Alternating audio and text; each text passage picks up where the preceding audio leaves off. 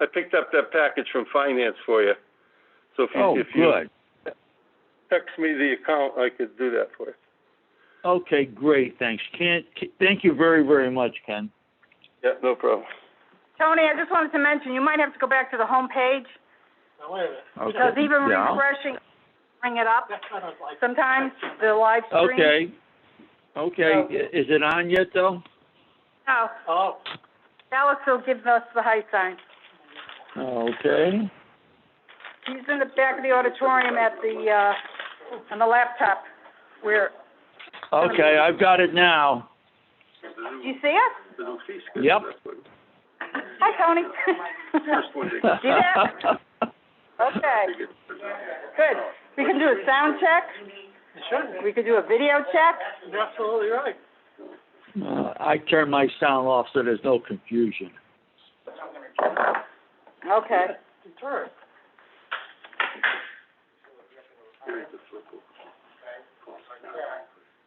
He said this new fees are ridiculous. He's just putting a burden on it. Who said that? Football. Oh. So he's lobbying not to get them. See, they're all done. It's in.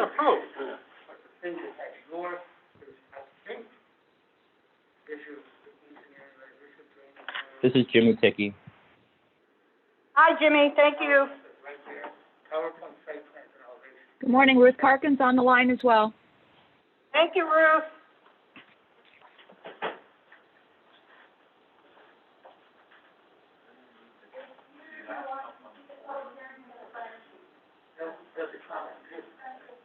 I mean, again, I offered to do that. All right. Wi-Fi you're on is Shelton guest or is No, it? yeah, this guest. I know they do. Yeah, we think so. I know. How are you? How's it going, Sarah?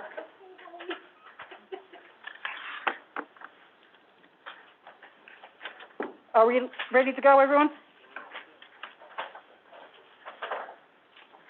Everybody on? We'll We find have out to when go I do up roll to the call. Okay. Commissioners, don't forget to use your mics. Good morning, everyone. My name is Virginia Harger. I'm chairperson of the Shelton Planning and Zoning Commission.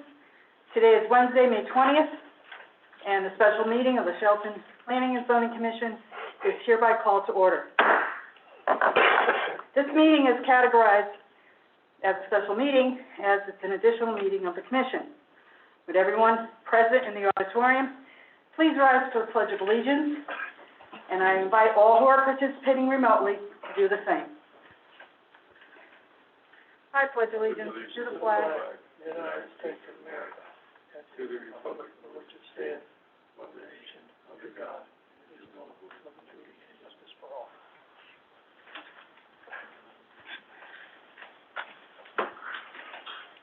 Thank you. Just a couple of points before continuing with this morning's agenda. This is the Planning and Zoning Commission's third meeting being done via a live streaming process. Commissioners participating in person and remotely will be able to make comments throughout the meeting, so that we are not all talking across each other and our recording secretary is clear as to who is speaking. Commissioners are asked to please say Madam Chair and then your name. As soon as the chair recognizes you, you are free to speak. Please be aware that you may hear an echo. Commissioners participating remotely are asked to be aware and remember that microphones on computers will pick up ambient sounds, which will be heard in the auditorium throughout the PA system, including movement of papers, phones ringing, and conversations if others are in the room. So if at all possible, and you have the ability to do so, please mute the audio on your computer. We will continue with our agenda, beginning with our roll call. When your name is called, please verbally indicate that you are present. Commissioner Ticky. Present. Commissioner Radomski. Commissioner Parkins? Present? Commissioner Radowski, are you present? Okay, Commissioner Laskos? Commissioner Laskos? Okay, our, Anthony Panico, our consultant? Here? Okay, for those who are in the auditorium, myself, Commissioner Harger, Commissioner Kelly, Present. Commissioner Motto, our Planning and Zoning Administrator, Mr. Rossetti, our Assistant Planning and Zoning Administrator and Zoning Enforcement Officer, Mr. O'Neill, our Downtown Projects Coordinator, Mr. Nappi, Here. our Recording Secretary, Sarah Vernassos, and our Stenographer, Stephanie Charbonneau. And I'll just try one more time for those participating remotely. Commissioner Radowski, Commissioner Laskos. Okay. We'll move. No, Commissioner Usol was not able to participate today. Moving to new business, we have one item, application 20-11, U.S. Shelton Solar LLC at 866 River Road, Assessors Map 5, Lot 2, applying for a special exception permit in a CA2 zone on 5.9 acres to construct, own, and operate a 975 kilowatt project as part of the Connecticut Shared Clean Energy Facility Program. Plans prepared by Standard Solar, titled USS Solar Shelton Landfill, and dated January 14th, 2020. We need to accept and set a public hearing. Is there a motion to accept application 20 Mr. Chairman, okay, if you want to accept it, but I think some of the applicants may be on the phone already, Okay. calling in from Minnesota, just so you're aware. Yeah, that's fine. They can, listen in. Yep. Sir, you can come on in. Yeah, just scoot around. All right, so is there a motion to accept the application 20-11? And, what public hearing date? Mr. Rossetti, do you have? Not yet, we'll be determining that based off of how everything else goes out this week and next week. Okay, so right now, we're only gonna have a motion to accept application 20-11, and that is from? And set public hearing date, you know, with staff. Yes. Pardon, what was your question? No, we're just gonna have a motion to accept, and the public hearing date will be set, later on. So, Commissioner Kelly, were you moving that motion? Yep. Okay, is there a second? Second from Commissioner Motto. There is a motion on the table for to accept application 20-11, as a public hearing date will be set later on. And that's from Commissioner Kelly, seconded by Commissioner Motto. And we'll do a roll call vote. Commissioner Kelly? Aye. Aye. Okay. Did you use your mic? Commissioner Motto? Commissioner Ticky? Aye. Commissioner Parkins? Aye. And the chair votes aye. And, Commissioner Radowski, are you on the phone? No. Commissioner Laskos? Aye. Commissioner Laskos, when did you, enter the meeting? We did roll call a couple times. I just got audio. Just got audio? Okay. All right, from this point forward in the meeting, you'll be sitting in for Commissioner Radowski, but we will not record your vote for this particular, to accept this particular application, as, I had not recognized you. Okay. So the next agenda item is a public hearing. And before we proceed with it, I'd like to share with those present and those watching from a remote location the protocol that we will be following, which was reviewed by Corporation Counsel, who indicated to me that it is compliant with the executive orders issued by the governor and fair for those attending in person or watching from a remote location. First of all, the applicant and his representatives will make their presentation. Members of the Planning and Zoning Commission will have the ability to ask questions during and after the applicant's entire presentation. The applicant may answer any questions when posed or at the end of the presentation. After the applicant has completed his presentation and has answered all questions from the Commission, Any member of the public who is present in the auditorium who wishes to address the commission on the item being discussed will be given the opportunity to do so. And just a reminder that there's a sign-up sheet on the podium, and that's to assist our secretary and stenographer to have the correct name and address of the person from the public.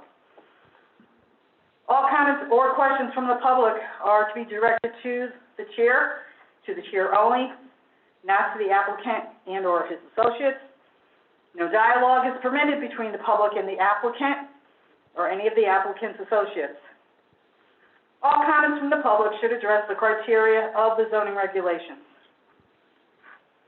Unless a member of the public has new comments or questions of the chair, members of the public are asked to briefly indicate whether or not they are in agreement with the previous speaker and not repeat the same testimony verbatim when it is their turn.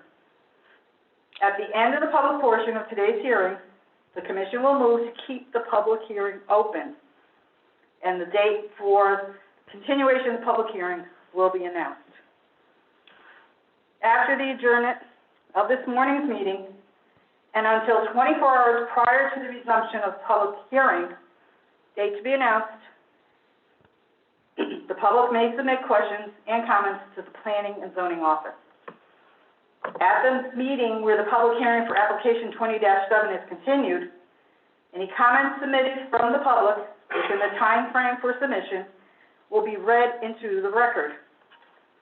The chair will then recognize anyone from the public who further wishes to address the commission on the application that is present in the auditorium. At the conclusion of any comments from the public, the applicant will have the opportunity to address any comments or questions from the public and the commission.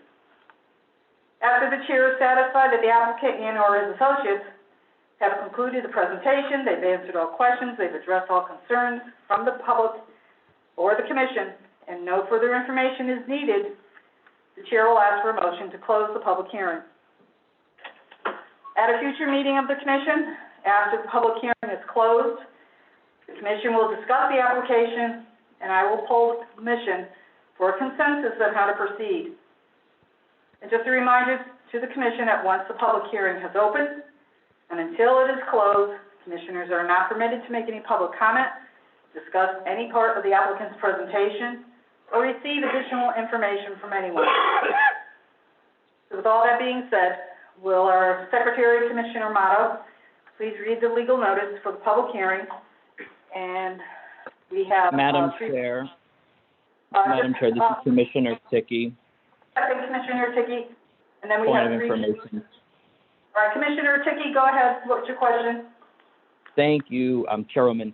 Thank you for those comments. We all know that this is such a difficult time for everyone, especially having planning and zoning meetings at 10 a.m., which is an untraditional time for folks to gather if people are still working. And so I know that this has met the legal guidelines set by the governor, and I hope that we do keep this public hearing open and be mindful that taking our time in these public hearings will allow the public to get feedback to Alex Rossetti in the Planning and Zoning Office, as you outlined, just in case people are tuning in at home or later hearing this video, or if the press is listening. Could Alex Rossetti read his email into the record so that members of the public know where to send their comments and questions with regard to this application?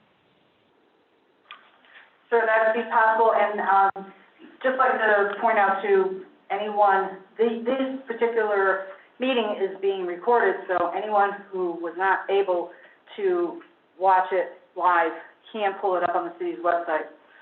So, Mr. Rossetti? Could you tell me which email you're referring to? How to submit anything in writing, which email should they address it to? Yours personally, or is there a general one? Oh, no, I thought Commissioner Ticky was saying read aloud an email that I sent. No. Oh. He wants your email address. I understand. Okay. For those of you watching in attendance, my email is, so my name again is Alex Rossetti.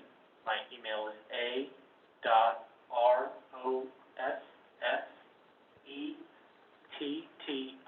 that's alpha.roger, Oscar, Sam, Echo, Tango, Igloo, at cityofshelton.org.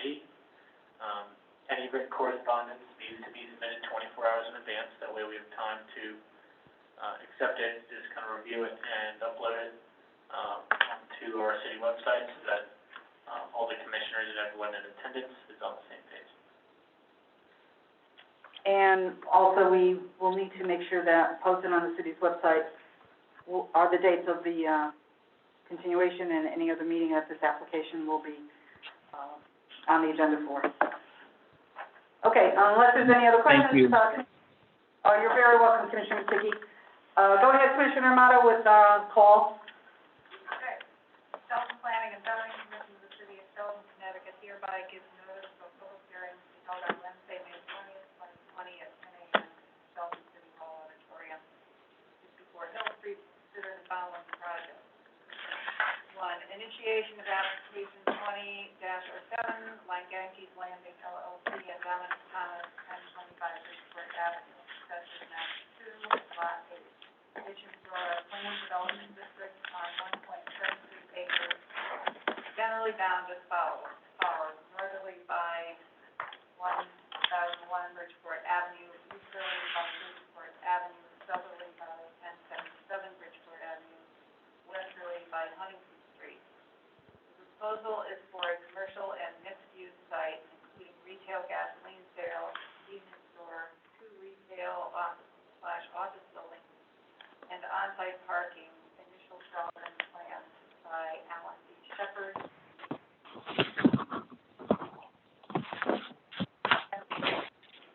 Plan and zoning office. February 12th, guidelines.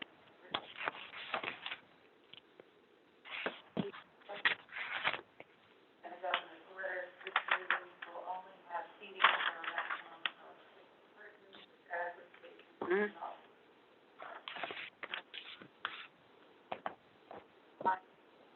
live and access to the stream will be posted on the city's main webpage at cityofshelton.org. All relevant materials will be available through the planning and zoning section of the city's webpage. Comments from those not physically in attendance must be received by the planning and zoning office 24 hours beforehand.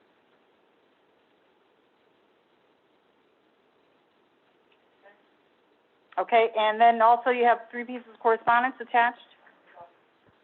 Okay? Okay. Good morning. For the record, my name is Mark Remper, 3rd generation of Langanke's Forest. My parents have owned Langanke's Forest and greenhouses for over 55 years. My mother has lived on the property since she was a young girl. I also grew up on the property and have been working the family business my entire life. My family has known and done business with Paoletti family for the past 50 years. John Paoletti is also a developer in town that I have been in contact with for many years about purchasing and developing the property. Parents and I have been discussing making changes on the property for quite some time. After considering our options in this changing industry, we decided to sell the property. Within this plan, it gives me the opportunity to continue our long-standing business. Property is long overdue for an update as to, town has contacted us on the condition of the greenhouse. Over the last 20 years, many developers have approached my family about building a gas station and a convenience store. I feel that our property is a great location and perfect fit for a service station. The additional proposed retail space gives me the opportunity to continue our family business and continue to serve our community and all our faithful customers, including our members.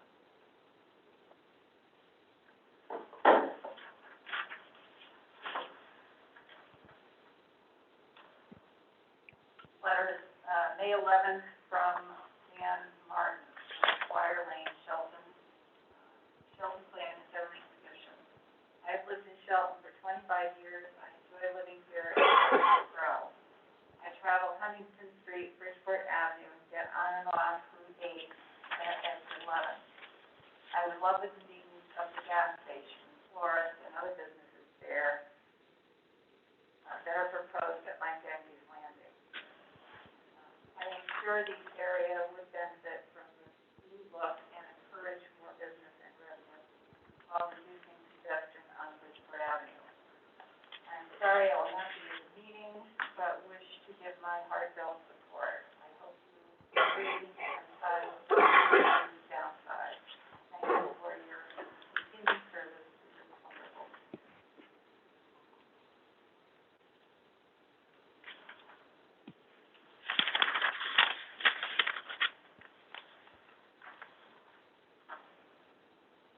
This letter is from Al Silva. I am unable to attend your meeting, therefore this letter is to express my strong support for this application. Proposed use is appropriate for the area and will fill the need for this type of service at the intersection of Route 8 and Exit 11 Bridgeport Avenue. I hope that you agree and support the application. Okay. Thank you, Commissioner Romano. So who is representing the applicant? Good morning. Good morning, Madam Chairman, members of the Commission, Attorney Dominic Thomas, Conan Thomas, 315 Main Street, Connecticut, representing the applicant in this matter, Yankees Landing, City. Turn it on the mic. Yeah. Hello, yes. That's good. Representing the applicant, Yankees Landing, LLC. I will note for the record, and it's on the website, that the notices for the regulations and the sign posting on Bridgeport Avenue and Huntington Avenue have been provided. I will state for the record also that this was the second set of notice and the second sign posting. The first one was done for the March 25th public hearing, which was not held. And as I will state also for the record that upon both letters being mailed out and sign postings, I received no inquiries as a result of the March or May letters. As you can see from the copies of the letters, it provides you with, the public or the people who got the letters with my phone number and email address. The property is a 1.73 acre parcel that is zoned R1. It has been for a long time, as you heard in the letter, the home of Yankees Forest at Shelton Institution. Now, I know we're doing this a little different. I submitted to the commission, and it's on the website, the PowerPoint presentation that I would have done. I believe it's labeled, just to let you know, it's labeled on there, PowerPoint site plans and elevations, which is what I will refer to. And I'd like to go to the second slide, which is the GIS aerial, labeled 1055 Bridgeport Avenue, which shows you the 1.73 acre site. Now, for some reason, it's zoned R1, although it's surrounded by 2 PDBs, 1 office, and 1 high-density residence in hospitality. It does border along Huntington Street for a distance, a single-family home. And the air photo, the GIS air photo gives you a good perspective of that, of the property. The property across that you see in the slide that is across Huntington Street on either side of Isinglass Road is Aquarian property. The large portion on either corner, the one, of course, on the right-hand side, as you see it, on the northern side of Isinglass Road is the beginning of the large piece of Aquarian property that has the reservoir. So the closest, obviously, residence is the one that abuts it, and you can see that the other property, which received notice, which does have a house on it, the house is set substantially down. So I wanted to give you a good perspective of how it's located. You were read into the record the letter of Mark Renfer. I will tell you that over the many years that I've been doing land use, I have been approached by the developers who approach the Renfers with proposals for this site, mostly in some fashion along with what's being proposed here. But is what we call the earlier version of gasoline service, not the more modern gasoline convenience stores that has evolved over the last several years. As you can see from the permission letter and from the letter that was read into the record, the family is now prepared to go forward with it. And one of the main reasons is they will remain doing a portion of their florist business on the site. The proposal is for a modern-day gas station and convenience store with 2 additional buildings for retail or office.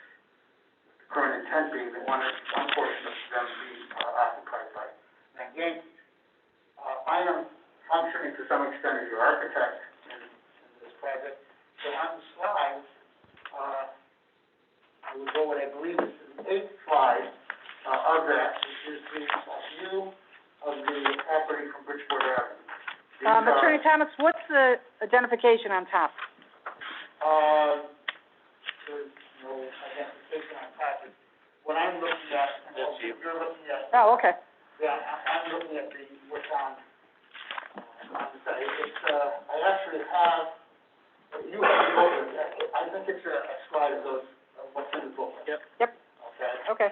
But if you're on the computer and you're looking at what I told you, it's the 8th slide. And what you have is a picture of the property in the view from Bridgeport Avenue. As you can see, it is the modern look that you see in these gas station convenience stores, whether they are Cumberland Farms or Honey Penny or some of the other brands. And these are renderings that you will see that also give you and so you can understand it, the amount of green area that can be created between Bridgeport Avenue and the unusual nature of this site that exists is that the site allows the gas station, and as you can see, as you flip through the photos, and you go to, for instance, slide 10, you can see that there are 2 entrances to the convenience store, which is very unusual in this situation. It is a front and a back entrance, which gives you parking in the back of the entrance, which actually is a tremendous benefit for the design because it creates less impact upon those people getting gas, where people that don't need to get gas can pull actually on the other side of the building, and there is sufficient parking for them, which will be addressed by Alan Shepard. And then you have a couple of other shots to give you an idea of what it looks like looking at the canopy and the front of the station, which is the front of the convenience store, which is 11, and then slide 12 shows you the 2 retail buildings looking out towards Huntington Street. And slide 13 gives you a different view looking south from the Bridgeport Avenue, sort of from the residence end. And 14 gives you another look at the 2 retail buildings from the Huntington Street view.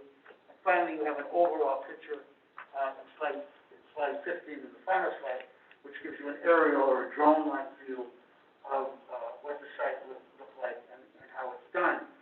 And I'll leave it to the engineer and to the traffic people to discuss those issues, but you'll notice also that the site has staff bars and everything with respect to going forward.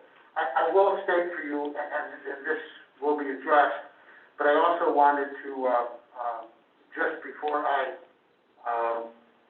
turn it over to everybody else, is to Alan Shepard, who will look at the engineering, and Craig Yanis and Tyson Bond, who is on the phone, who will discuss the traffic. And you should have also a traffic slide from his, and you have a traffic report, and he'll address that.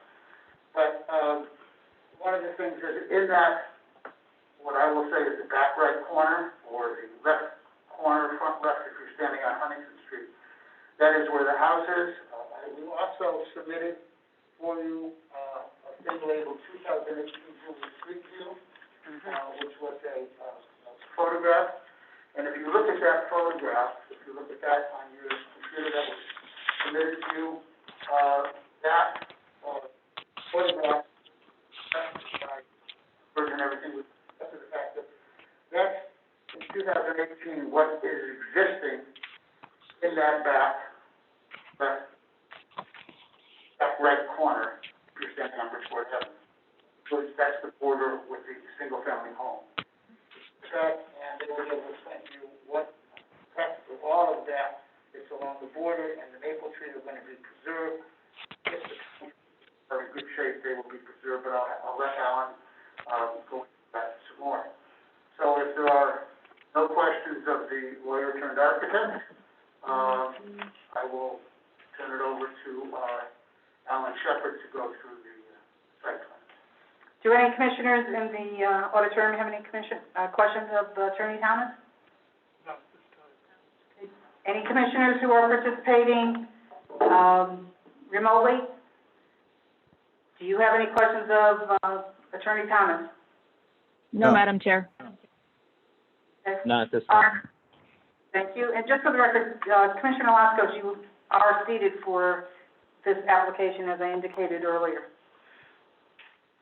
Okay, Attorney Thomas, do you want, I'm gonna turn it over to Alan Shepard, but okay? one person has signed up. Do you want me to hand this up now, or No, just leave it. leave it here?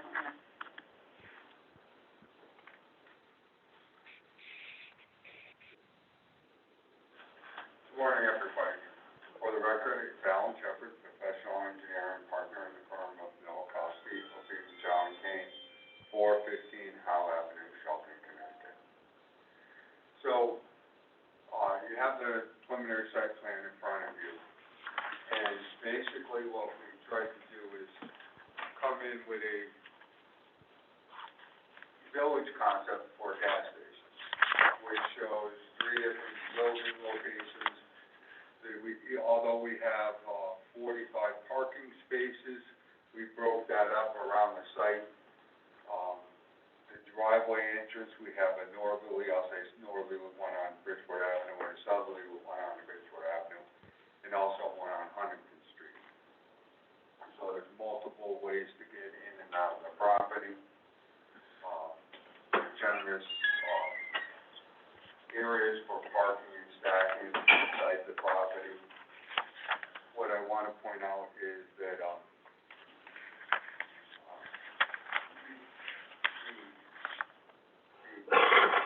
we have a loop around the building and call it the back entranceway from Huntington Street, which also would have a sitting area with a pergola, so that it give it a good look to it, good feel to it, as you see the architectural plans.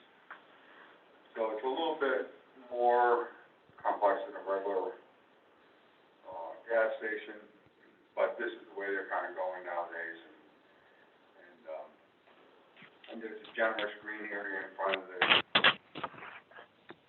that is part of this town right away out there.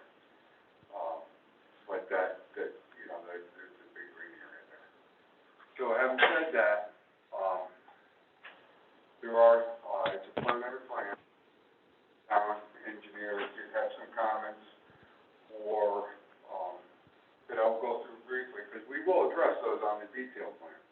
So some of these things, we don't know where the, sewer lines are gonna hook up to the buildings, so we have the actual layouts and stuff like that. But I'll briefly go down through them. The stormwater management agreed, we did soil testing out there. We'll have the town requirements of 2 inch of rainfall. Mr. Shepard, are you referring to all of the items listed on, Mr. Ballas', letter? Yeah, comments, yeah. Okay, so the first one First one, is, specifically says, stormwater management process. okay. Yeah, why don't you identify the point and then, Yeah, okay. and these items we would do with, the individual site plan that comes later on. But he points it out, and it's worthwhile to say yes to the agreement on that. So, item number 1 was stormwater management for the commercial developments for Shelton. We will meet that. I actually have it on there. Recharge galleries that show the concept where that would be, and it will meet the requirements. The driveway entrance, as far as the width for the entranceway, we'll point that out to the regulation. I think that street line, where it comes in, in, but any way they can waive it, we do it quite often on any of the streets, we have the large radiuses at the edge of pavement. So that's pretty standard that we do. So you're referring to where Item the number street meets, Yeah. so saying that you have a curve out, so it's Yeah. wider if you Yeah, they're always measured it. wider. If you go up and down Bridgewater for years, you know, Mhm. Bridgewater Avenue, we've always done that, but wider at the street, at the edge of pavement. The street line is back into the property, so the width of the driveway measured there is up Mhm. to 30 feet. So it's a matter of interpretation, and we've always interpreted that back at the street line. But, any event that the public works director could sign off on that anyway, so, we actually have to have that larger radius to get trucks in and out of property, like we do on any other properties. So he's just making a point there, I don't know if there's any issue with that, he says, bring that as a point. We don't show all the pipe sizes on the plan, but I do show the pipe locations where we propose them. Those details would come later on. The gas tank, the gasoline tanks, locations are not on there, shown on the plan for their gas. Now, John Paoletti has been talking to a couple gas companies, and either they're gonna want it on the southerly side or northerly side, and depending on which one it goes. I would prefer to have the tanks on the southerly side and keep the drainage on the northerly side, but that may be flipped around depending on who we actually contact with. But we will show those gas tanks in. Those are the underground tanks? The underground. Okay, and so they would be located below parking lot entrances? Yeah. Is there any, problems with the, access No. or traffic going over those? Right, we drive over those all day. Okay. You know, any gas station you go to, you drive over those. It's just a matter of which side it's gonna be on, and, we will work that out and locate that on the detail plans. So, the turning radiuses, that brings up the, turning radiuses, inside the property. The gas tanker truck would come into the northerly entranceway, come down in front of the building, and out the southerly way. By design, I have this so it's awkward for a tanker truck to get around the building, because we don't want to encourage that, to Huntington Street. So, if you see, I got to offset the driveways for the back, just enough so it'd be tough for get a truck around there. Mm-hmm. So come in the front, gas up and go, as if there was no back entranceway. So you're saying they would come in one way or the other and swing around and not take a turn to go out the rear driveway? And if you see, I staggered those driveways just a little bit to make it awkward. Mhm. It still works for traffic go through, but you wouldn't want to drive a truck through there. Mhm. And that was done on purpose. So I just wanted to point that out. You know, obviously, I guess I missed the stop bar on the pavement stop bar on Huntington Street. We'll put one on the plan for that. Mhm. And the sanitary sewers, until I know the stores and what's gonna be hooked up there, the pipe slopes and everything, we'll detail that out once we get it. So those are more, this is just a conceptual review for the zoning. Obviously, we've gotta come in with the detailed site plan like we have for years. Okay. I remember a while ago there was some application before the board, and the big concern was what would happen downstream Beaver Dam. What kind of migration might you have? And that's good to point out here, okay? So, we did soil testing on the property, it has good soils, not super great soils, but pretty good soils, you know? So we did that. I have it designed so that we have recharge towards Huntington Street, and, worked that out with John Cook from the Wetland Department. He didn't want a connection out to Huntington Street, which we brought that to the front to Bridgewater Avenue. which, by the way, saved the large maple tree in the back, which, you know, for an engineer, it's a pretty big tree, but it allowed us not to cut the root system off. So, and then we bring that to the front. I have catch basins, if you notice, on either side of the driveways, and the pitch, this property is slightly graded, so we don't have to do 10-foot cuts and stuff like this on this property. But if I bring a little bit of fill in front of the gas station, or like 2 feet, I can get all the drainage pitched to the drainage system, which we would have hooded traps and deep catch basins to catch flow on. So, and obviously we have the stormwater management system designed to mitigate any peak flows, and also for in case there was a spill. Because with the hooded traps we can do that. So we control it on site. So we have that capability to do that. And then we connect out to the storm drainage system that goes down, which is pretty good sized pipes.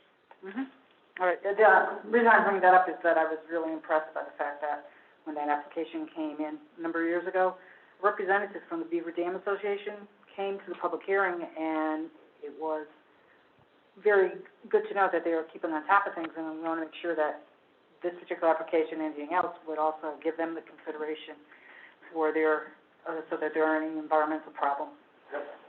Okay, anything else that you want to present about the, from the city engineer's letter? From the city engineer's letter, that's pretty straightforward items that we go through all the time. We're in agreement with everything he says, so I don't, see that as an issue. And they would have those details on the final detail plan.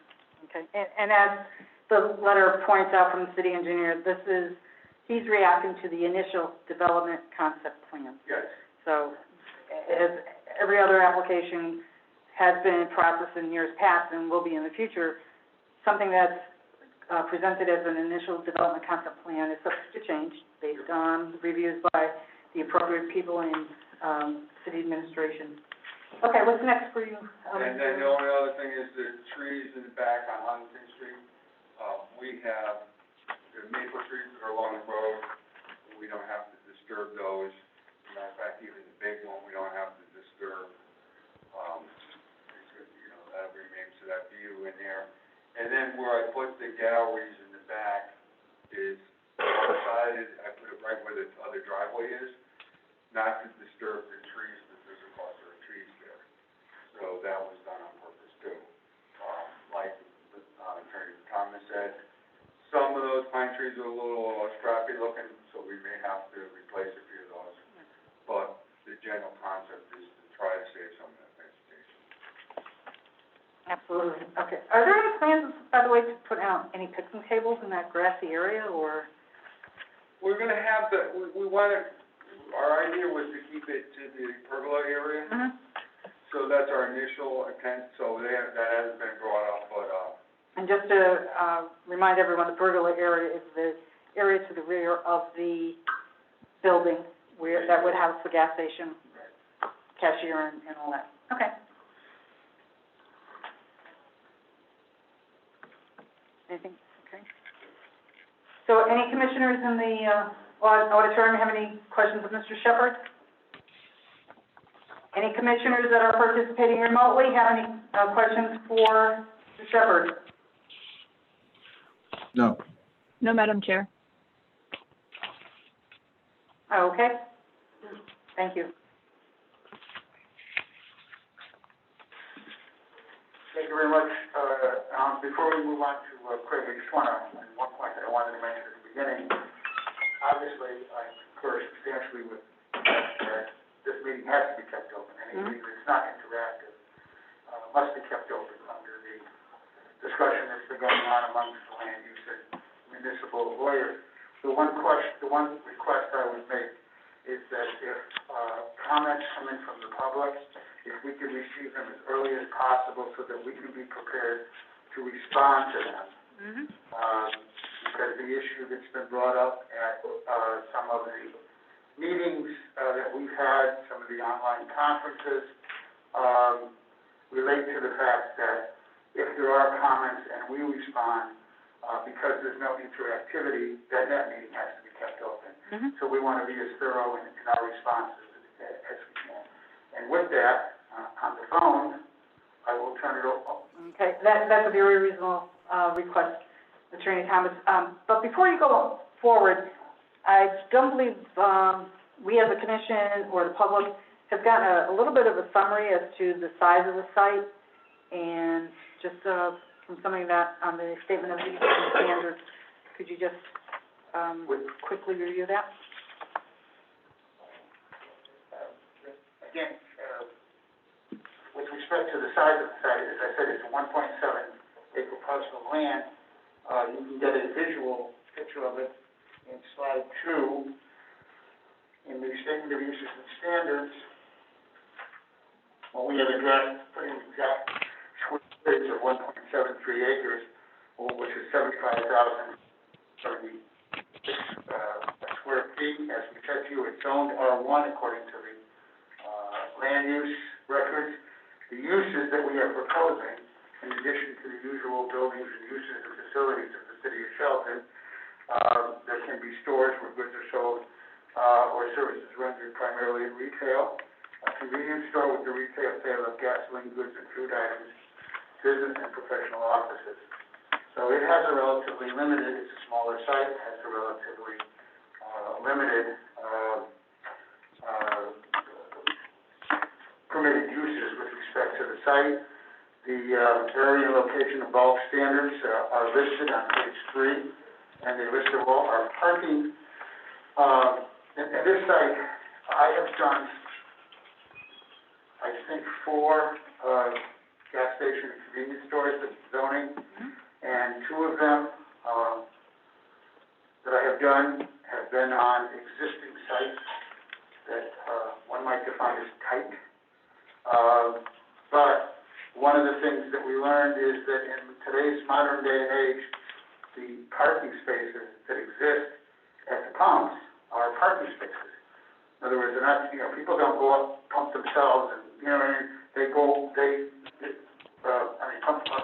into the store a lot of times, they make their purchases, they pre-order their gas, they pre-order the amount, and then they come back out. But we have provided here is 4 spaces per 1,000 square feet of gross floor space, in addition to the pump island spaces, plus 4 spaces for 1,000 square feet of gross floor area, and we combine with that. And I encourage you to look at the aerial view and to look at the amount of parking. The amount of parking is quite substantial on this site. And I do believe, honestly, that when we come back in, depending on who the tenant is, when we come back in with final site development plans, it might be a time for a discussion of having reserve parking on the site and potentially creating a little more green space, but that depends a lot on the tenant, with respect to it, because I think there's more than an abundance of parking. You do have uses on there where you could have people parking for a while, but the majority of the parking is in and out. That's related to the convenience store. But you're referring to the 2 buildings that are right now positioned on the south side, which Right. one is supposed to house Lane Gakey's, Right. and the other one is some type of, The other one is Business there's use. retail office, you don't know what it could be. It Right. Could be a nail salon, if you're ever allowed to open again, or. yeah, but the long-term parking that you referred to, that's not gonna be in front of this particular convenience store where the pumps are. That's not, that's in and out. Yeah, that's in and out part, but we have, the unusual nature of this here, if you're familiar with it, is the parking behind it that exists, plus the parking to the left of it. Right. Both of which would be able to service those uses in the back. Okay. Anybody have any questions, in the audience, auditorium? Any commissioners of, Attorney Thomas, what he just went over? Anybody Madam that? Chair, Go ahead, Commissioner Perkins, I just do have a question on, other than the food that will probably be available in the convenience store, the building, not the Lane Gakey's one, because I would hope that would remain a florist, but the other building, there's no plans to have any type of food service, coffee shops, or anything like that, correct? Is it just strictly office Well, or I would- retail? could be retail, could it be I doubt very much if it could be a food store. One of the problems you run into is whomever the major leasing tenant is, whoever quote unquote the anchor tenant is, I can pretty much guarantee you it's not gonna allow a coffee shop. Mhm. Because no matter where you go, whether it's Penny Penny, whether it's, Cumberland Farms, whoever it is, they have their own coffee. So they're not gonna allow that in the lease. Could you have an ice cream store? You know, if somebody opened a Rich's Farm, asked to open a Rich's Farm, it's possible that they would ask, but we would have to come back to this commission and prove that we have sufficient parking and traffic flow and everything. More than likely, it's attuned to, services, other services, not necessarily food service. But, we don't actually list a restaurant in there, so we'd have to come back and modify the statement of uses and standards. Mhm. Some of those services could be a beauty salon. That's a retail service. Yeah, an insurance office, real estate office. Insurance office, architect's Yeah. office, Okay. engineering office, those are the type of things. Mhm. Small law office, those are the type of things that, might be suitable. Especially some office are related, honestly, someone related to, wants a smaller office that's related to, for instance, the businesses in the corporate area, some of the things of that nature. Mhm. Okay. Finance. Thank you for the clarification. Thank you, Commissioner Parkins, for raising that, for us to have the opportunity to discuss that. Anyone else who's operating remotely? No questions there? Okay, Attorney Thomas, you started to say that on the phone we have... We have Craig Dennis, and on your website, again, it's, the slides that he has, you have the whole traffic report, but the slides that he's referring to are listed as,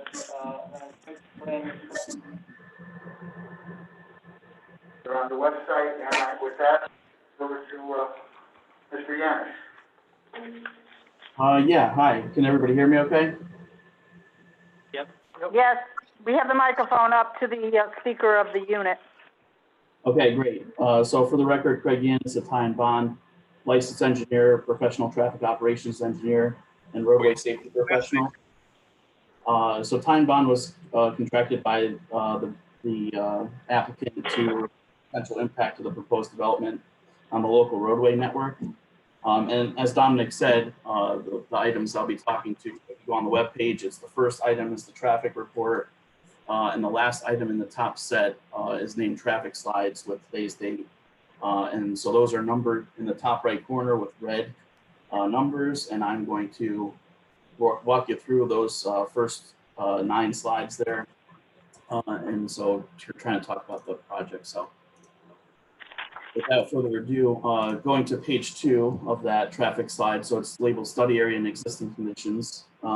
Just to get you oriented for the site existing conditions from a traffic perspective.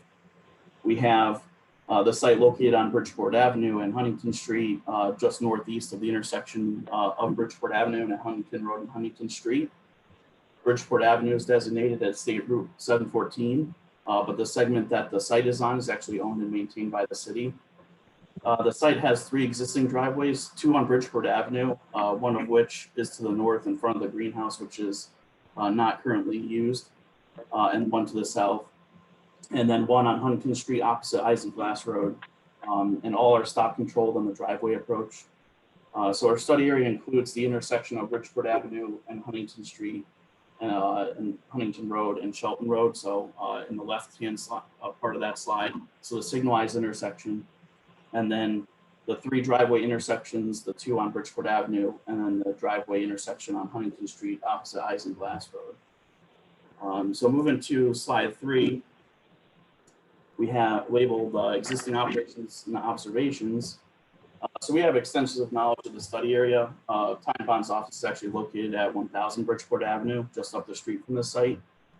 My personal commute and my colleague that worked on the study with me, his commute passed through this intersection every day. Hopefully soon, when we get back in the office.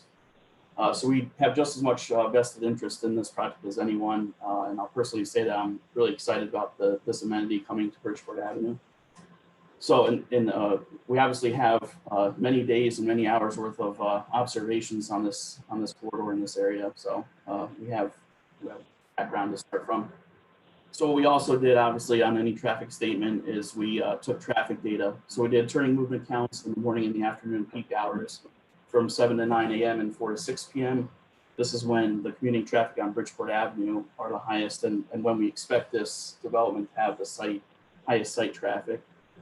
You know, we found, depending on the study area intersection, that in the morning, the peak hour occurred from 7:30 to 8:30 in the morning, or 7:45 to 8:45. And then in the afternoon, there's a typo on the slide, it should say 4:30 p.m. To 5:30 p.m. or 4:45 to 5:45 in the afternoon. So we analyzed those peak hours. So each intersection had the peak traffic on it when we get to the analysis in a few slides from now. And then what we also did was we took daily traffic volumes and speeds on both Bridgeport Avenue and Huntington Street along the site. So we see that Bridgeport Avenue has, 13,620 vehicles on a daily basis. Huntington has 10,600.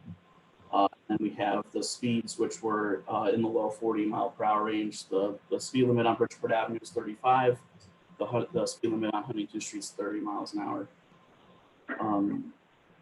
So finally, putting all this knowledge together, our key observations are: in the morning, there's moderate delays on the Huntington Road northbound approach, so coming from the highway, trying to make either a straight movement onto Huntington Street or onto Bridgeport Avenue. And then also Huntington Street southbound in the morning, so traffic coming from the neighborhood trying to access Route 8. And then finally, the other one in the afternoon, the main movement is Bridgeport Avenue westbound left movement. Basically people exiting the commercial area for Route 8. And overall, we found no significant delays or queues at the stop controlled intersections, so the driveway approaches or isinglass. Mr. So, Gannon? Yes. Before you go any further, just quick correction. I'm sure that you don't want this to be the case, but second bullet, turning movement? Yep, I said that, 4:30 p.m. to 5:30 p.m. Okay. Unfortunately, when I make these on the website, there's a few clarifications. I'll make those as I go along, but that is supposed to say p.m. Okay. Thank you. Go ahead. So moving to slide 4, called proposed conditions. This is kind of answers your question from earlier. The sizing. So 4,400 square foot convenience market, 10 fueling positions, 4,200 square feet of retail on the bottom floors of the 2 buildings to the south, and 2,000 square feet of office, 1,000 in each building on the upper floor. The driveways pretty closely match what are there today. 3 stop control driveways, so stopping on the exiting approach, single lane entering, single lane exiting the site. So moving to slide 5, now that we have kind of the conditions down, we're going to be looking at the traffic volume expected to be generated by the site. So we have that on pages 5 and 6. So 5 shows the methodology and 6 shows the numbers. So let me walk you through the methodology first before we show you all the numbers. So we used a combination of local data and industry standard data to accurately estimate the future traffic on the site. So for the convenience market, yes. Diana, would you just slow down just a little bit? Thank you. Sure. So slide 5, trip generation methodology. So we have for the convenience market and gas station, we performed morning and afternoon peak hour counts at a similar convenience store and gas station. Being a use, in this area and a high volume use, we want to make sure we have good, accurate data. The Cumberland Farms in Monroe on Route 25 at 455 Main Street was the one we counted. This location is a bit bigger, the one in Monroe, than the proposed, at approximately 5,400 square feet, or 5,300 square feet, I'm sorry, and 12 fueling positions versus the 10. But we ended up using the trip count that we got from this gas station as our trip gen to be conservative. And another important piece of any convenience market and gas station is attracting visitors from the existing traffic stream. So we call this pass-by traffic, meaning that the cars are not new traffic to the area. They basically stop into the site while passing by on their regular commute or the regular route. So for our analysis, we assume that 50% of the trips to the site were passed by, and this was based on industry standard data that reports an average of 56 to 63%. So we were conservative in that we were lower. We're assuming more new trips to the area. Some other studies for similar sites, similar uses have shown over 90% pass by, which really makes a lot of sense when you think about this type of use. You're not going to go too far out of your way on your commute to hit a gas station unless there's nothing currently serving you right now. Mr. So- Gannon? Yep.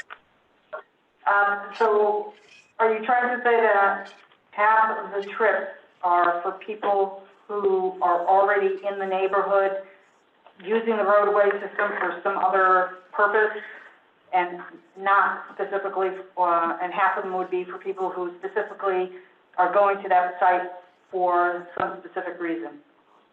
That is correct. So you'll see it on the next slide, the numbers, but yeah, essentially, there's people that are passing by going on their commute, like me, for example, going to my office, and I'll stop into the site. I've already travel it every day. But there's other people that may alter their routes in order to pass this gas station. So we've assumed a 50-50 split, which is conservative based on what we know of other sites. So that handles the convenience market gas station. We also have the retail and office component. For this, we utilize the IT trip generation manual, the industry standard for traffic generation based on information collected at similar uses. So I think without any further discussion, we should move to slide 6, labeled trip generation. And so this gives a rundown of all the different items that I just talked about.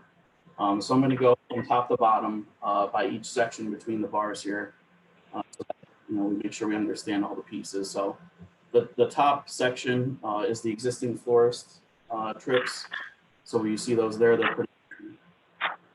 The next set is the convenience market and gas station. So those are the numbers we counted at the Monroe location. So 250 trips in the morning, 250 trips in the afternoon. The next two sections show the calculations for the retail and the office space. And those total 7 trips in the morning and 19 in the afternoon. And then, so now we're getting kind of to the totals and doing some of the more calculations. So the fifth set, the total new trips. So we calculated that by summing together the proposed and subtracting out the existing. So in the morning, 255 trips, and in the afternoon, 263 trips. And then the next set after that, we talk about the pass by, which is the 50% number. So this only applied to the convenience market and the gas station. So out of the 250 peak hour trips, morning and afternoon, we're assuming that 125 of those are people that already passed the site, and the other 125 are people that are altering their route and now traveling the study area that weren't before. So the final line here says the net new trips. So basically, we have the total new trips at 255 and 263, and we subtract out the pass by, so the people that are already in the network, already passing by. So total new trips to the site, or to the study area, I should say, in the morning is 130, and in the afternoon is 138. So I try to work through that as methodically as I could. I know I'm speaking a little quickly, try to slow down. Maybe we can pause for any questions about that at this point. Any commissioners in the auditorium have any questions about these statistics from Mr. Yannis? Yeah, I would. Okay, Commissioner Kelly has a question. He's going to speak on mic. Yeah. One question. How did you figure your trips on Huntington Street? Can you explain your question? I'm not sure I'm understanding. Does your traffic count include any traffic that is coming up and down Huntington Street? Or is this strictly reserved to traffic that it would be generated off of Bridgeport Avenue? Correct. It includes both. So basically what we do is we find the total trips to the site, and then we look at our existing numbers, which we counted, all of our study area intersections, and we had the hourly counts across the road, the daily. So we split it up that way. So there's certain percentages that are coming from Huntington, there's certain percentages that are coming from Bridgeport Avenue in each direction, there are some coming from Huntington Road, Shelton Road. I can show that graphic if you'd like. That's another slide I have further in the deck, but it includes all traffic.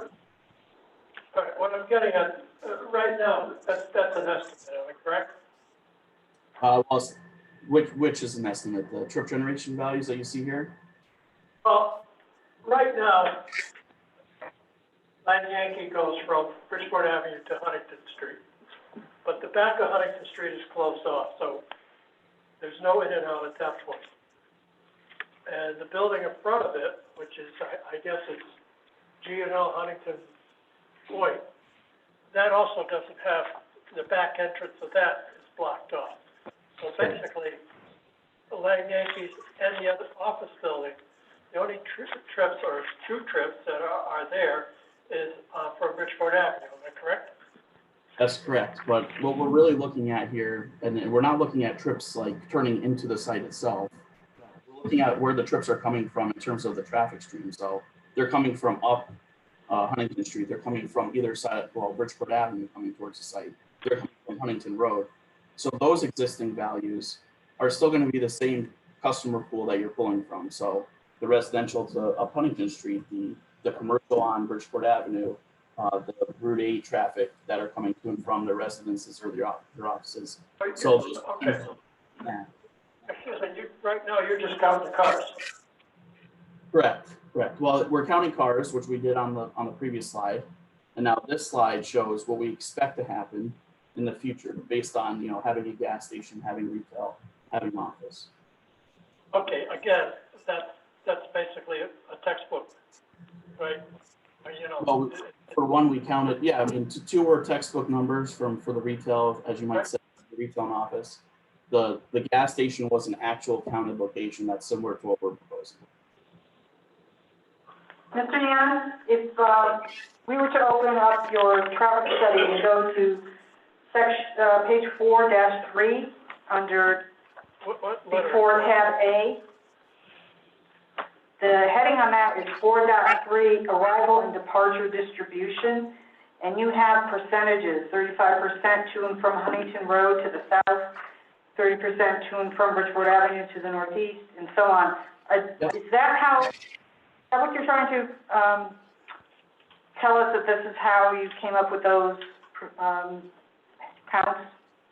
That is correct. So this is the percentages of where we distributed the new trips to. So 35% of the trips of the 130 new trips in the morning came from Huntington Road, so coming off the highway. I also have the slide deck as well, if we wanted to look at it in terms of the intersection itself. But those numbers are what we counted, and based on the fact that we know the commercial, the neighborhood, and the Route 8 access points, and we know where people are coming to and from. Okay, now, one other question. Do you have any scenario, either from Huntington Street or Bridgeport Avenue, coming out, crossing the road? How many trips would that be? In other words, north, south, east, west, you're gonna go towards Route 8 from Huntington Street. Commissioner Kelly, you're talking about leaving the site? Leaving the site. Okay. It's the same. So the 35% comes from Huntington Road, and the 35 leaves back to Huntington Road. So there's that portion of the new traffic, and then the pass by is kind of what you're talking about. So on your commute, on my commute, I'm coming up Huntington Road. I'm making a right onto Bridgeport Avenue. I'll make a left into the site, visit the convenience market gas station, and then I'm continuing up Bridgeport Avenue. So I'd make a left turn out of the driveway on Bridgeport Avenue and continue up the street. So there's both of those. I realize, but I think what Commissioner Kelly is trying to say at is, this point, what if somebody comes down Huntington Road or Isinglass Road, they go into the site, they either get gas or they visit a business, and then they continue on, but they go onto Shelton Road to get to Route 8. They don't go back to the direction that they came from. That's just a stop along the way, and they go somewhere else. They go down Shelton Road into Nichols, they get on Bridgeport Avenue, and then they go on Route 8. But they go down Bridgeport Avenue because they have to go to Stop and Shop or ShopRite. That is the kind of, I think, information that I'm getting at. yeah, that's what Commissioner Kelly is getting at.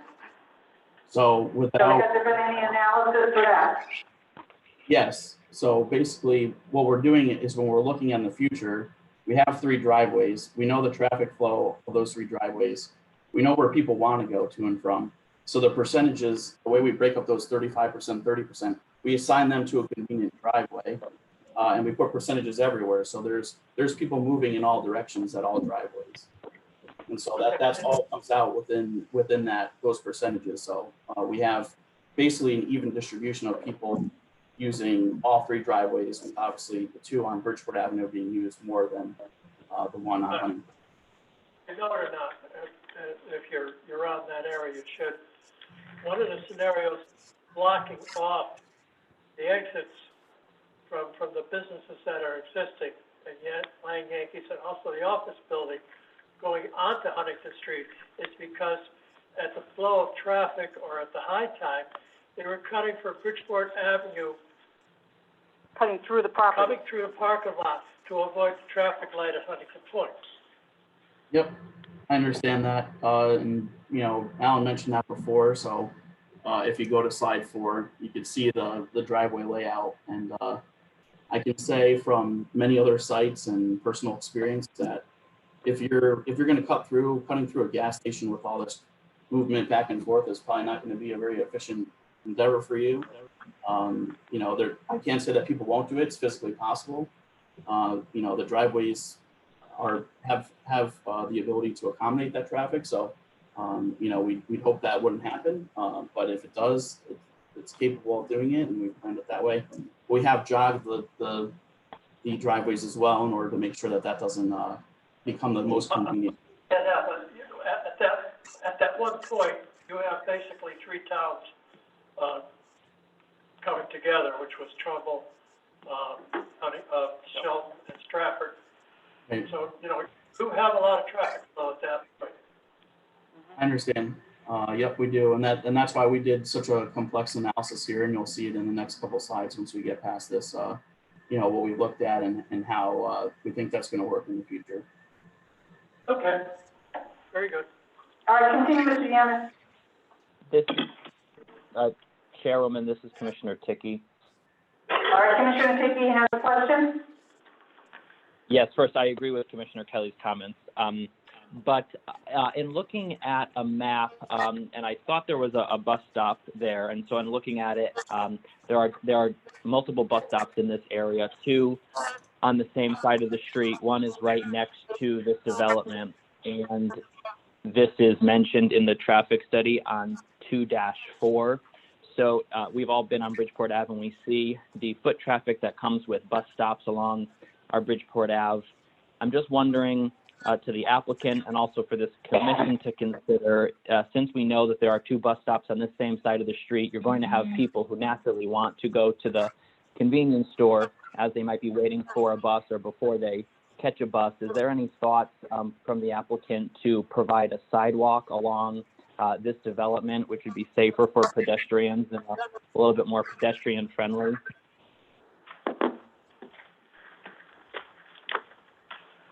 I'm going to defer to Alan and or John Paoletti to respond to that comment.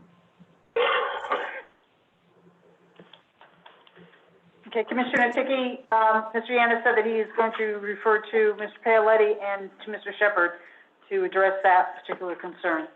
Thank you for bringing that up. If they want to stand up now and speak on that, I think that would be fine. Repeat it? I did not understand what he was saying. Okay. All right. What Commissioner Ticky had noted was that there are 2 bus stops in that vicinity, and how will foot traffic be addressed? People exiting the bus and wanting to go across the street to the Cumberland Farms or whatever gas station operator will be there. So, So- Dominic, essentially they were requesting a sidewalk along the site frontage on Bridgeport Avenue. Could you repeat that, Mr. Yanis?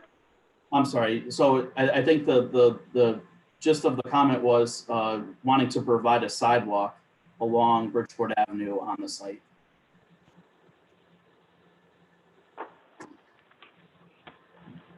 Mr. Shepherd, do you know exactly where the bus stops are that Commissioner Ticky is referring to? Yeah, they're on Bridgeport Avenue. For the record, again, it's Alan Shepherd, professional engineer. There's a bus stop on Bridgeport Avenue. So we could take a look at putting a walkway into the property. I don't think on the whole property is productive because there's not sidewalks on either side. Mm-hmm. But from somewhere, from Bridgeport Avenue up into the property, we have enough room to do that.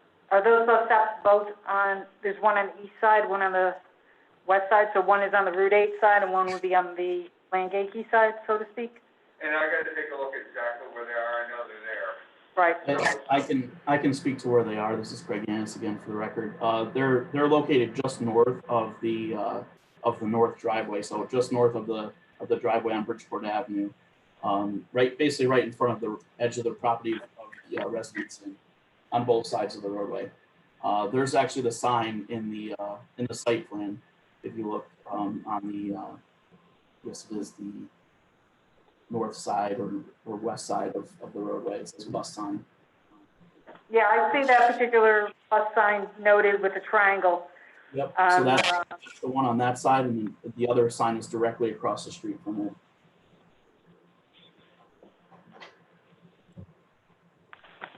This is Commissioner Ticky. Thank you for those comments. I just think if this proposal is to go forward, it's going to make for a more desirable bus stop location with so many bus stops in this area and this piece of Bridgeport Ave that a sidewalk might be a good idea. Thanks for looking into that.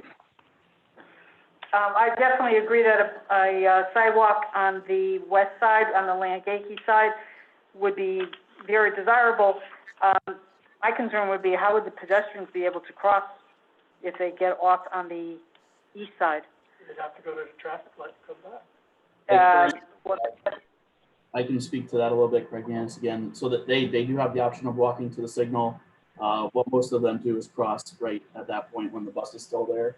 The bus kind of waits for them to cross, similar to school bus operation. So I see that many mornings coming to the office.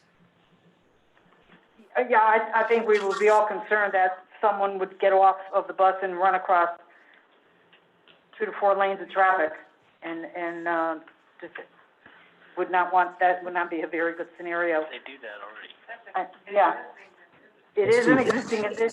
I think it would be even more of a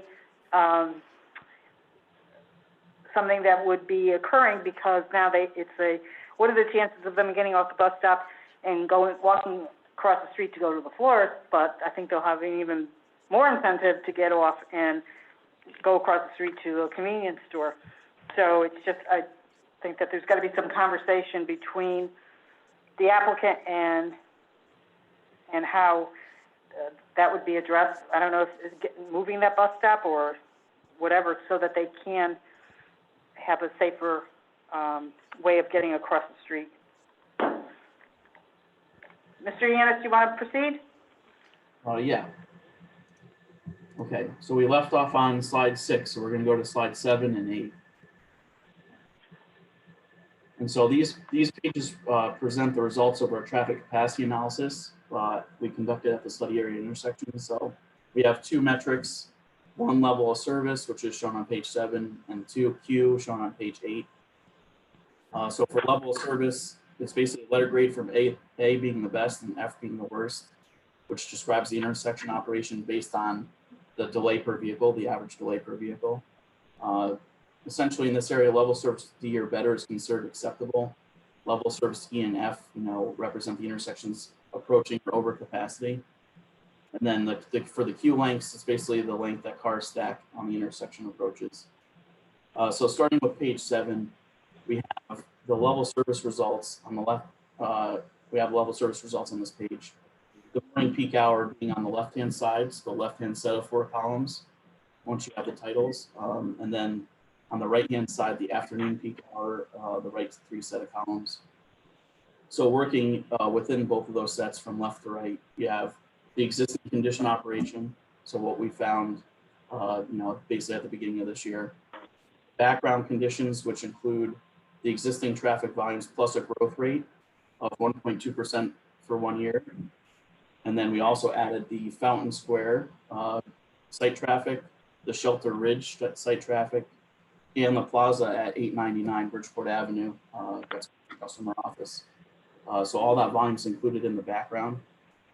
The next set is called the combined. So that includes the background volumes plus site traffic, like Yankee site traffic. And then for the morning, we actually have a improved condition, which we're proposing some retiming to the signal at Bridgeport Avenue in Huntington to accommodate the future traffic flows. And I also want to note in here that Fountain Square is also proposing retiming at the intersection during both the morning and the afternoon. We found the afternoon to work well with what we had, but the morning we want to tweak a little bit, and that's what you see in the improved column. So essentially, when looking at this page, the green boxes show the projected future conditions of the intersections. And so, starting at the top, you have Bridgeport Avenue and Huntington Road. So overall, everybody that's going through the intersection, it's operating at level service C or better. And all the approaches operate at acceptable level service D or better. For the stop control, so moving to the bottom set of 3 intersections, traffic entering the driveways and Isinglass Road operate efficiently at level service A and B. The traffic exiting Isinglass Road operates acceptably at level service D in both peak hours. And then there are some delays for the driveway approaches, due to the volume on Huntington and Bridgeport Avenue. So if we look at that, there's some level service E's and F's. But if you look at the second page, so page 8, looking at the queue information, it shows us that on those driveways, we're expecting use of 1 to 2 vehicles. And the site has the ability to queue and store these 1 or 2 vehicles on the exit while they wait to make a turn. And then overall on page 8, you also see, if you compare the background, the combined and the improved, queues are expected to remain stable with only 1 or 2 additional vehicles on select approaches, mostly less than 1 vehicle. So that kind of sums up the capacity analysis for the intersections. And just pointing out the improved condition in the AM, essentially we've gotten back to existing conditions or better on the approaches.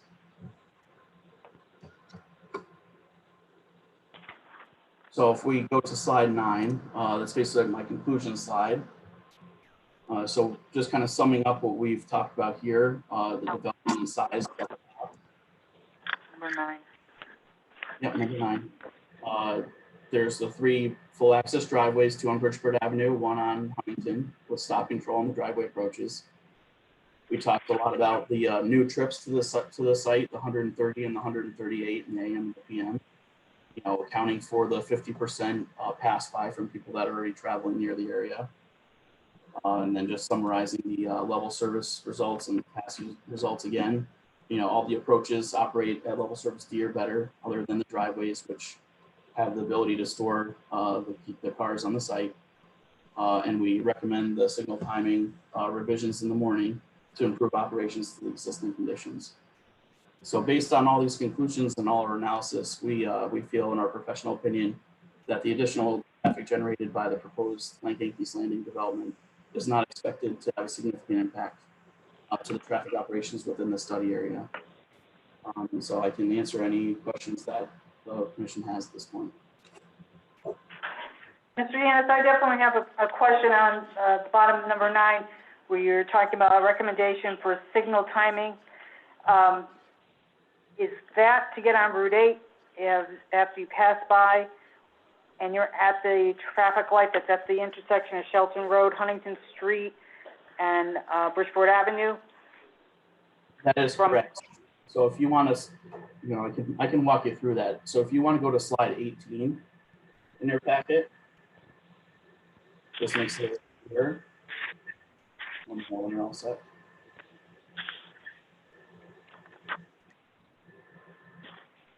So slide 18 runs you through, the movements at the intersection. So at the top at the top of the table, you have phase 1, phase 2, and phase 4.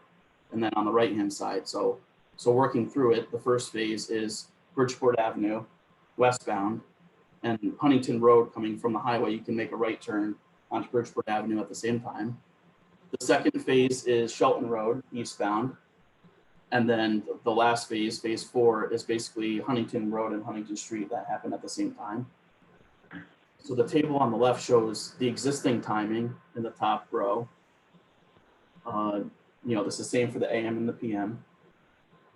For the next set, the background, so basically the background incorporated the timing proposed by Fountain Square. So you can see the seconds listed for both AM and PM there, and the difference between the background and the existing. So they've chosen to add 5 seconds to the Bridgeport Avenue approach while removing 4 seconds from Shelton Road and removing 1 second from Huntington Road and Huntington Street. So in the afternoon, go ahead. Janice, on phase 2, you have the arrow just pointing down Bridgeport Avenue. Why no left turn onto Huntington Street?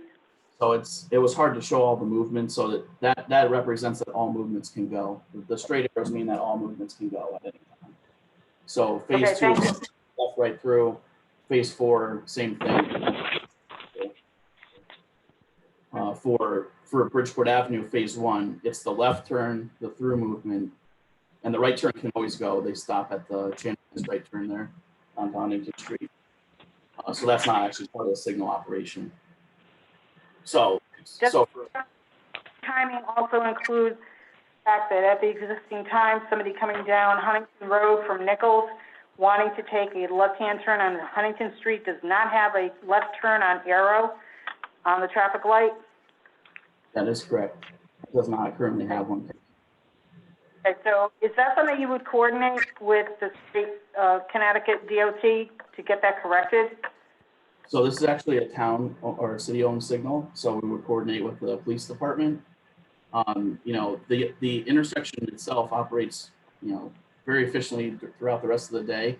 The morning peak hours, we have the delays we mentioned. So the current phase works for what is happening there in the future and currently. So we're not proposing any changes to that. Okay.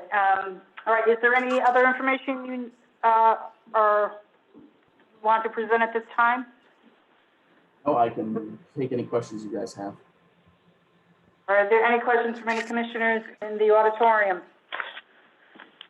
No. Are there any questions from any commissioners that are participating remotely? Not at this time, Madam Chair. Oh, thanks. Okay. Commissioner Tiki, were you saying something? No, I have no questions at this time. All right. I sort of heard something way in the background. I want to make sure. Okay.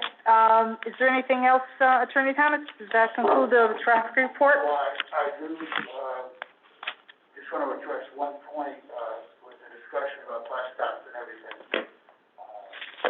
I want to clarify something because I didn't hear anything. I'm on Google Street View, and obviously I can present, more detailed, up-to-date photographs. I do not know on my iPad the year of the Google Street View. However, the Greater Bridgeport bus stop, transportation bus stop, traveling northbound. In other words, across the street from Landan. There is none across the street from Landan. Really? It is across the street from the driveway to the daycare. In other words, it is extremely up closer to the corner. It's actually 2 properties away, according to Google Earth. Google Street View, I'm sorry. Then, on the other side of the road, on the Landanky side of the office, there are 2. One is located just past the driveway Bridgeport Avenue into the office building. Mhm. And then the other is located almost at the property line of Langenki's and the residence inn. Mhm. But on the other side, I just wanted to clarify, I drove down past Langenki's on Google Street View, and I didn't see a bus stop. The only one I saw, if you go on Google Earth, travel up towards the traffic light, which I'm trying to do on my iPad. You see the bus stop where the city or city, and I do want to point that out, has cleared the, some of the brush and has put a bus stop sign, which is pretty much opposite the driveway into the daycare, which is the first building. So I just want to clarify that. Obviously, we'll address those concerns and everything we come back. And I did want to emphasize what Mr. Yanis said, Craig Yanis said, because you're used to us standing before you on Bridgeport Avenue and telling you that we have to deal with DOT or OSTA. I was surprised to find out that this portion of Bridgeport Avenue is a city street. So we have to communicate with your traffic authority, which of course is the police department. And with that, we conclude our presentation. I just want to point out on your 13 and 14, which are the visuals, there are no signs that show a bus stop at all in that area. Yeah, I mean, there are, I'm just telling you, there are Yeah. coming southbound on the same side, there are two. Mhm. Coming But they're- north, so one is north, Mhm. is well closer to. Yeah, and this is Craig Yanis for Time Bond, just for the record. In practice, the buses do stop across from the sign to the north to drop people off for the residents, and I would expect that in the future, with the bus traffic. So they stop in both locations, but there is no sign at the northern side or the northbound side. If that makes sense. So, Mr. Yanis, you're saying the bus stops even though there isn't an official bus stop sign? Well, officially there is a bus stop because there's a bus stop sign on the other side of the road, so it's, you can stop. Oh, It doesn't have to have a sign for the stop on both sides. okay, thank you. All right, so that concludes the traffic report, and we'll move into the public portion. We have only one person that signed up, and that is Jan Gerard. So you can approach the podium and identify yourself for the record. My name is Jan Gerard, I live at 11 Hermitage Drive, Shelton. As a member of the public, I understand this is a very difficult time. It's almost impossible to comment because I haven't seen any pictures or anything, so I'm sort of doing this blind, as it were. I am familiar with the site. In fact, I bought some flowers yesterday from Kankakee. So, in principle, I'm for the development. It makes a lot of sense to me. I like the idea of a convenience store. I'm happy that the trees in the back are going to be safe. So, not having actually seen it or get a sense of it, it's hard to comment. But I do have a personal comment. I lived in the residence inn for a couple of months prior to coming here. And I can tell you that the place is packed with children. And once you put a convenience store there, which is virtually next door, those children are going to come around to that store to get, drinks, ice cream, whatever. And because it's a residence inn, they will have little kitchenettes. And so people will be coming from that residence inn, around that corner to get some milk, whatever.